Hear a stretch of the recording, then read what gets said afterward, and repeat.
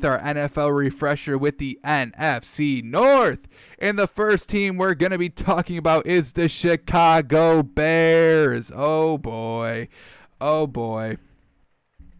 They have Mitch Trubisky, who everybody thinks is trash. I kind of agree. I'm not saying he's not. Last year, 63% completion. That's good, but mostly dink and dunk. 3,100 yards, 17 touchdowns, very low, with 10 interceptions, not even 2-1, so that's awful. They go 8-8. They had some good wins this season. Let's get into them. They beat the Broncos, solid win. They beat the Vikings, and they beat them twice, so well done there. And then they had another one. They beat the Cowboys, so some decent wins overall, but just not beating the good teams. I mean, you lose against the Raiders, that can't happen. You lose against the Packers twice. You lose against the Chargers and the Chiefs. So you win the games that you're kind of supposed to win, but Mitch Trubisky isn't going to beat you. He's not going to put you over the top when you're facing the great teams in the league. So they finish 8-8. They bring in Nick Foles to try and challenge Mitch Trubisky, but that didn't really work. That I've been saying it all along. Matt Nagy didn't announce the starting quarterback until a couple days ago, like two or 3 days ago, and he announces Mitch Trubisky is the starter. That tells you a lot. That tells you that Nick Foles didn't really challenge Mitch Trubisky, and that tells you that Mitch Trubisky didn't really stand out in that quarterback competition. That's why the starting quarterback was named so late. Not great. Matt Nagy, he's a fantastic head coach. He's trying to do all he can, trying to scheme Mitch Trubisky into looking like Aaron Rodgers, but that's a tall task, and it really isn't. It's really not possible. They lose Taylor Gabriel. That's a weapon. Not a great weapon, but a decent weapon. They lose Trey Burton. That's another, solid tight end there. And they lose two big defensive names, Prince Amukamara at the cornerback position, and then Clinton Dix in the safety position. So their defense took a little bit of a hit. They bring in Nick Foles, as I said, but he's a backup. He's a career backup. Even when he started for the Jags. It just doesn't work. Ted Ginn Jr., they bring him in. I'm a huge fan of Ted Ginn Jr., maybe one of my favorite receivers in the league ever since he started with Miami, and he was on the special teams, just bringing it to the house. He's got so much speed. Mitch Trubisky is probably not going to be able to get it to him downfield, but a nice little dink to him and let Ted Ginn Jr. To go and do the rest. He's got the speed to do it.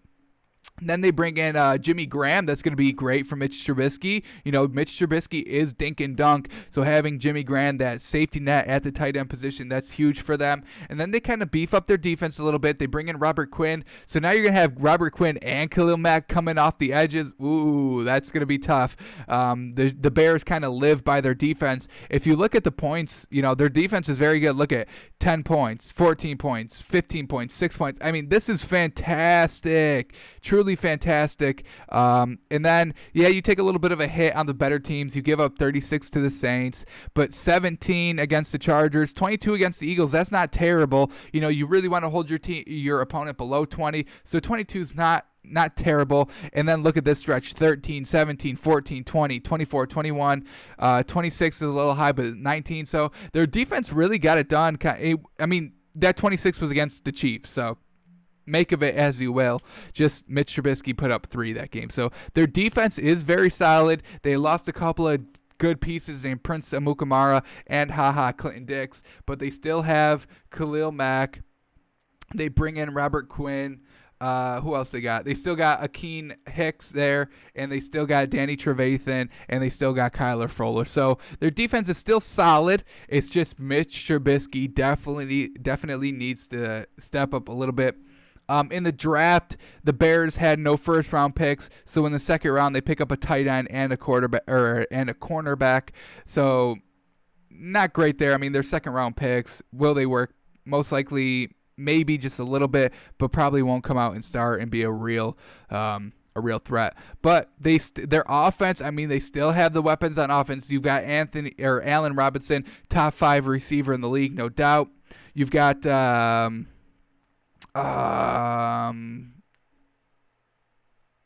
why am I blanking? I've got it on my notes. Anthony Miller, he's a decent receiver. He had 600 yards last season, while Allen Robinson had 1,100 yards. That's very, very good. Just Mitch Trubisky needs to give them the ball more. He just needs to take that second step, because 63% completion is good, but it's all ding and dunk because he only put up 3,100 yards. That's very low. 3,100 yards. Jeez, that's so low, especially if you're not a dual threat quarterback, especially low. And then they got David Montgomery. Their running back. He put up 600 yards last year. Not great. They don't really have that good, solid running back that to complement a not so great Mitch Trubisky. So overall, the Bears, they're just kind of meh. Trubisky's not going to lead them to a Super Bowl. He may lead you to a wild card, but then you lose in the wild card. That's kind of what Mitch Trubisky is going to be. All right, so let's do their schedule now and count their wins. Will they have any? Probably, but not many. All right, they have to go to Detroit. I like the Detroit really has no weapons anywhere. Matt Stafford is their best player, and Matt Patricia I don't think is a good coach. So even though they have to go to Detroit, I will give them a win there. We'll give them a win against the Giants. They don't beat the Falcons. They don't beat the Colts. I think Phillip Rivers is going to have real great success for this Indianapolis team. They're not going to beat Tom Brady in this loaded offensive Bucs. Jeez. Oh, man. Mitch Trubisky's not going to be able to keep up with Tom Brady here. I don't even think they beat the Panthers. I think Teddy Bridgewater is going to have real good success. I'm still not really sure where I land on Matt Rule as a coach, but, a little later in the season, what is this, week 1, 2, 3, 4, 5, week 6, I think Teddy Bridgewater is going to have good command of this offense. So I think they lose against the Panthers. They beat the Rams last season, we saw, but this is Monday Night Football in LA. I think it's just going to be too much for Mitch Trubisky, so they lose against the Rams. They're not going to beat the Saints. The Titans, they're in Tennessee. I think they lose that game. I'll have them splitting against the Vikings, so we'll have them win going into the bye. They may split against this Green Bay team. I mean, we'll talk about the Green Bay Packers today. They don't have a lot of weapons. But it's Aaron Rodgers and it's Matt LaFleur. They know how to make it work. They went 13-3 last year, got to the NFC Championship game. I think they definitely take a big step back from 13-3 from last season. But I may have them split against the Packers. I may have them split, but they are going to lose when they have to go to Lambeau. They beat the Lions. They beat them twice. They don't beat the Texans. I think they split against the Vikings. They could beat the Jags, and I think they may split against the Packers. So 6 wins, taking a big step back. They don't have a real easy schedule here, so they go 6-10. I mean, their easiest games are the Lions twice and the Giants. Other than that, they've got some real good competition here. The Bucs, the Saints, the Titans, the Packers, obviously the Texans. So not a really easy schedule at all. They have to work for it. If you want to find a 7th win, would have to come from probably the Panthers. But it's gonna be real tight to even find 10 wins if they want to try to compete for a playoff spot, either winning the division or a wild card spot. But 10 wins to find in this schedule is truly tough. I think it's impossible to find 10 wins here. So Bears finish 6-10, doing worse from 8-8 last season, and Mitch Trubisky is ran out of Chicago, and kind of rightfully so. Alrighty, so that's going to bring us to, who else do we got? Who's number 2 on our docket here? It's going to be the Lions. All right, we're getting the worst teams of the NFC North here out of the way. All right, here we go. The Lions, they went 3-12-1. They tied against the Cardinals in the first game of the season. And Matt Stafford kind of got injured. He only played 8 games. But in those 8 games, 2,500 yards, 64% completion percentage, 19 touchdowns, and 5 interceptions. That's very good. And that's what we expect from Matthew Stafford. Above average quarterback who can kind of win you some games, but he's not going to be able to make a deep playoff run. So in those 8 other games that Matthew Stafford did not play, they had Jeff Driscoll, who went 0-3, 59% completion percentage, 700 yards, 4 touchdowns, 4 interceptions. They ended up getting rid of him in this offseason. So those numbers were trash, and he had to pay for them because he got cut. And then they had David Broff. He went 0-5, 54% completion percentage, absolutely abysmal. 900 yards, 4 touchdowns, and 6 interceptions. And with these backup quarterbacks, the Lions can't do anything. Even with Matt Stafford, I mean, he went 3-4-1. So even when you have a good quarterback, this team is still sorry. They've got no real weapons on the offensive side or the defensive side, and Matt Patricia is not a great coach at all. In the offseason, they lose, as I said, Jeff Driscoll. That's really not even a loss. It's kind of an addition for them, really. They lose Jermaine Kearse, good weapon for Matthew Stafford. They lose probably their best player, Darius Slay, in the cornerback position. And they lose Tavon Williams in the safety and Rashawn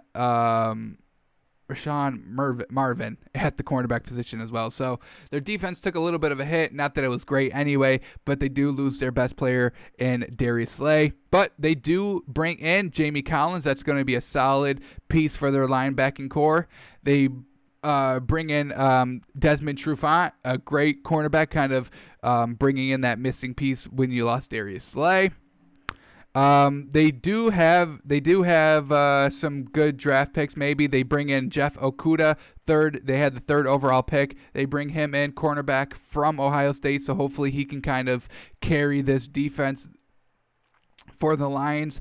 And then they bring in DeAndre Swift, a 2nd-round pick for the running back, because they've got no running back, really. So they bring in DeAndre Swift, running back from Georgia. He had 1,200 yards and 7 touchdowns, so not terrible. Still on their offense, it's still going to be Kenny Galladay. Good receiver. He's not one of the top receivers in the league, but he's decent. They've got Marvin Jones Jr. and Danny Amendola. So decent on the offensive side, but just no real playmakers that will win you games just because of them. Their defense, they've got Nick Williams on the line, absolutely fantastic. He had 6 sacks last year. They still have Trey Flowers also off the edge. They got Jamie Collins, as I said, and Duron Harmon, and then with their additions of Desmond Trufant. Their defense is going to be all right. It's not going to be great. They're still going to be the Lions. Matt Patricia still cannot coach. Matthew Stafford, hopefully he can stay healthy. He had a back injury last year. That's going to be tough for him to kind of recover from. So we'll see how he does. But overall, don't really look forward to the Lions really doing anything. So let's go into their schedule now. Alrighty, I think this Bears-Lions team, they're kind of similar. Lions have the better quarterback, but the Bears have a better team overall. I think they lose against the Bears. They probably lose. I don't know. Yeah, I think they lose against the Bears. They lose against the Packers. They're not going to beat this Cardinals team. They're not going to beat the Saints. An early bye. They could beat the Jags. I mean, this Jags team is really sorry. So we'll give them a win against the Jags. Not beating the Falcons. Not beating the Colts. They're not going to split against the Vikings. They'll probably beat the Redskins because that team is kind of sorry as well. The Panthers, they're not going to beat them. They're not going to beat the Texans. I guess they split against, I don't even know. Maybe they split against the Bears. Yeah, I'll have them split against the Bears. So we'll give them a win. We'll give them a win on their home opener. We will. So they split against the Bears. They're not going to beat the Packers. They're not going to beat the Titans. They're not going to beat the Bucs, and they're not going to beat the Vikings. So once again, a hard schedule for a very not so great team. They go 3-13. They went 3-12-1 last year. They go 3-13. I mean, you really have to overhaul. You have to get rid of Matthew Stafford. It's done. His career's over. It's done. You've got to move off of him. You have to get rid of Matt Patricia, and you have to start rebuilding. So poor years. Past couple of years for the Lions, and it's only going to get worse because you are going to have to start rebuilding. So Lions really just going to be a non-factor here, non-competitive in the division, and they finished 3-13. All right, let's start talking about some good teams in the NFC North, right? Covering the Bears and the Lions are not going to be competitive. They probably won't challenge the Packers for the NFC North. Packers are probably still going to be the best team here. Aaron Rodgers last year, 62% completion percentage, which is a little low for him. He averages about 64%. 4,000 yards, though, which is respectable. 26 touchdowns and 4 interceptions. That's where he shines. That's what makes him an elite quarterback. What is that? Was that 6-1? Almost 7-1 touchdown to interception ratio. That's what separates the elite from the good quarterbacks, that high ratio touchdown interceptions. Russell Wilson does it. Tom Brady does it. Drew Brees does it. That's what makes these quarterbacks elite. All right. So they went 13-3 last year. They got to the NFC Championship game, but they laid a really big stinker there. They kind of got blown out by the 49ers, but the 49ers really blew out everybody except the Chiefs in the Super Bowl, obviously. But their schedule, they lost to the Eagles, and it was not really close, 27-34. They lose to the 49ers, obviously, once again, blown out 8-37. And then they lose in their final game against the 49ers. No, that was a playoff game. So they lose against the 49ers, the Chargers, and the Eagles. 3-13. Their wins were a little inflated, I think. I don't think they'll be able to repeat that. They don't have a ton of weapons. I mean, they lose Jimmy Graham. They lose I can't even read my own handwriting. They lose Bulaga, the offensive tackle. He's a really good offensive lineman. They lose Trayvon Williams, cornerback. They added Devin Funchess at the receiver position, but he opted out because of COVID. So, sucks for them. They didn't really have any additions. They didn't really have any losses. So kind of the same team coming back. They drafted Jordan Love first round. I mean, I don't like Jordan Love. I don't think he's going to be a good starter here in the league, but they're starting to plot their departure from Aaron Rodgers with Jordan Love. So kind of like what Aaron Rodgers did to Brett Favre. They brought him in, let Brett Favre kind of tutor him a little bit, even though Brett Favre didn't want to tutor him, and they bring in Jordan Love for Aaron Rodgers' replacement. I don't think he'll work out, but hey. And then in the second round, they drafted running back A.J. Dillon from Boston College. He had 1,600 yards and 14 touchdowns, which is really impressive.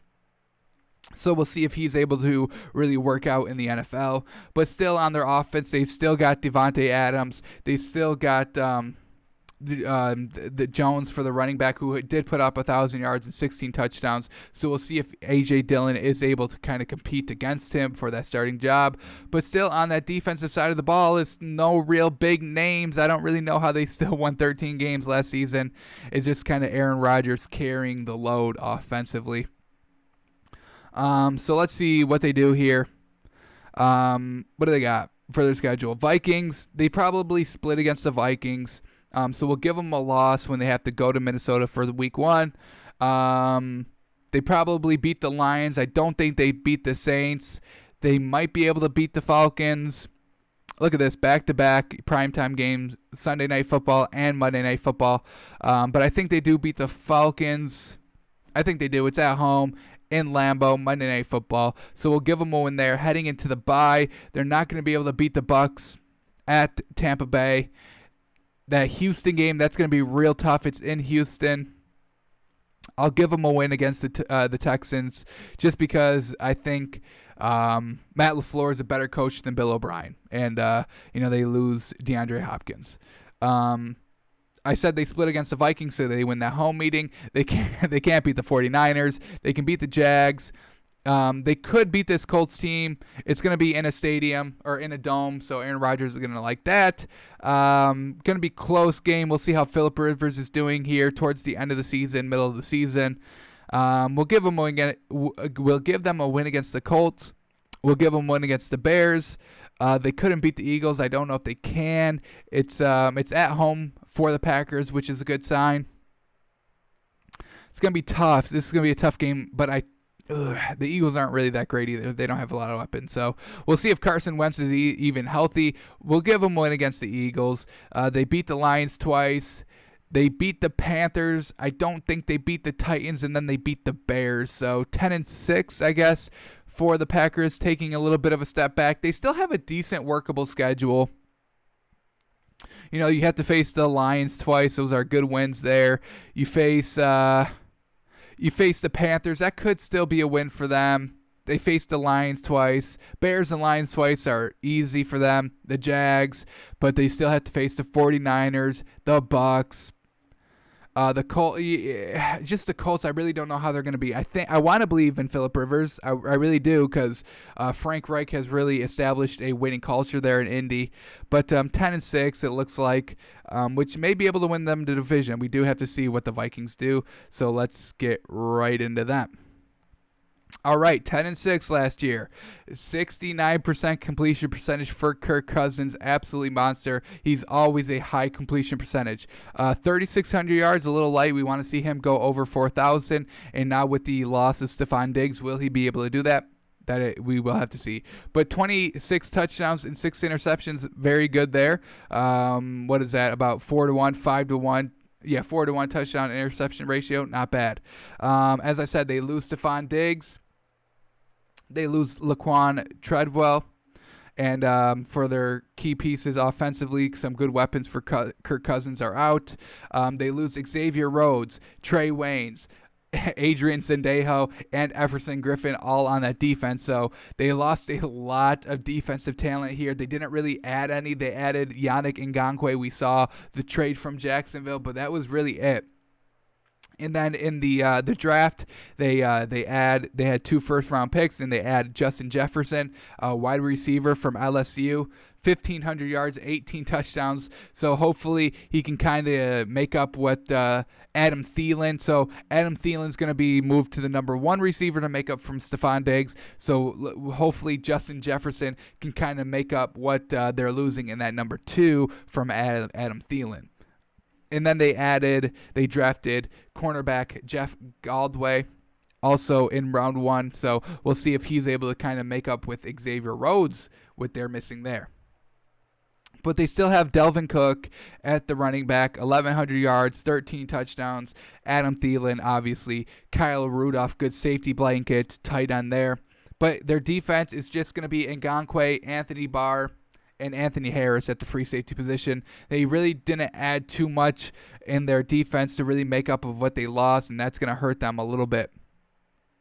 All right, let's go to their schedule and count their wins.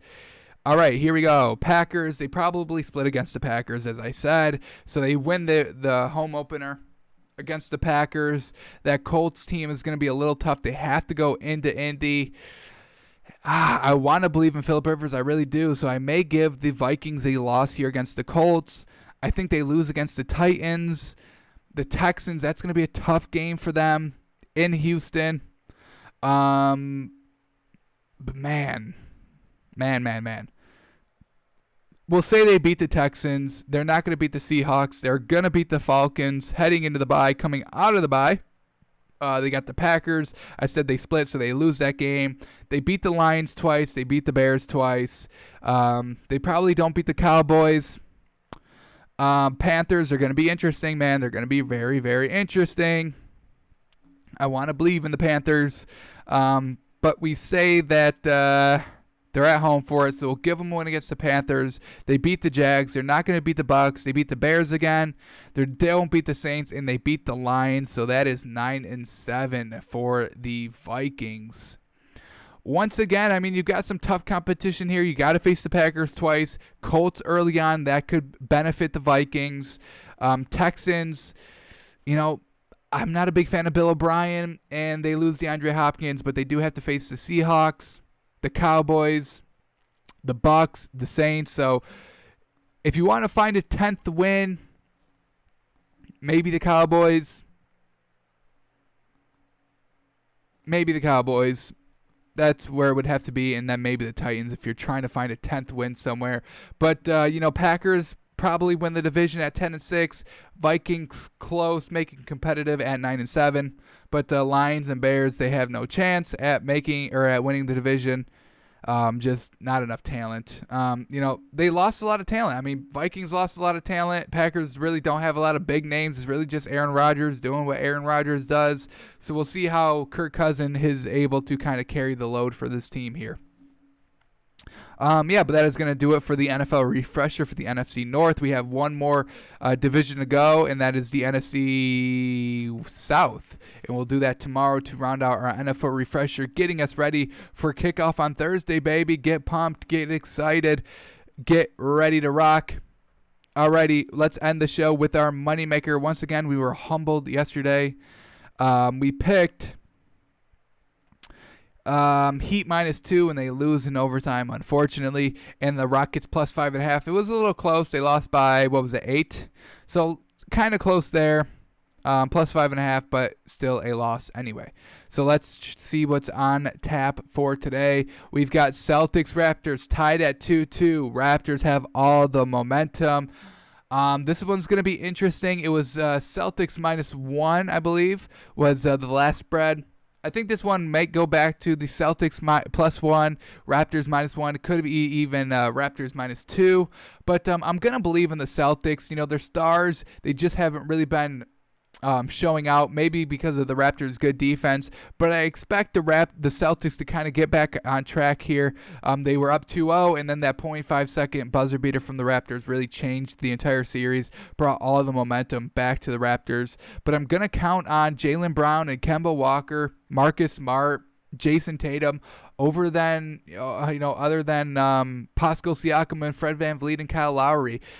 So we are going to take the Celtics. We're hoping that they're +2 to get a little bit of a buffer there, but we are going to take the Celtics. We think they win this game. All right, Nuggets, Clippers. All right, Clippers blow them out by 27 in Game 1. Then they lose in Game 2 by 9. Nuggets have been at that +9 mark. We expect that to maybe come down a little bit to +8 or +7, but I think we still take it. This Denver team is really competitive. We saw Porzingis and Doncic really able to kind of hurt the Clippers in that Series 1 meeting, and Murray and Jokic really seem to be doing the same thing that the Mavs were doing, just hurting the Clippers. So we are going to take the points in this game. Clippers have been a little bit hit and miss really since the restart. I think they went 4-4 in their seeding games, and then we saw, tied at 2-2 that series against the Mavs, and they kind of just lucked out with Porzingis not being in. We saw Kawhi have not so great game in game number 2, but we are going to expect him to really step it up here in game number 3 and kind of get back to that 30+ points that he is kind of accustomed to scoring. All right, so let's get right into these lines now and see what we are actually working with here. Alrighty, we got the Celtics -1, so they still are -1, and I'm still comfortable on taking them. I still think, their stars are better than the Raptors players, and they will get it going here now that it is tied 2-2. And then the Nuggets are still +9, and I still like it. I think Game 1 was the outlier here, the 27-point win by the Clippers. I don't know if the Nuggets win this game, but, I'm comfortable with the +9 in a playoff game. So that is going to do it for us today at Takes by Fans. Be sure to follow me on Twitter and be a part of the conversation at Takes by Fans, and come watch live Monday through Friday, noon Eastern at twitch.tv/Takes by Fans. Alrighty, we will be back tomorrow with our final NFL refresher. We'll break down the NBA games and do all of that good stuff. So come out and watch us. We'll be here.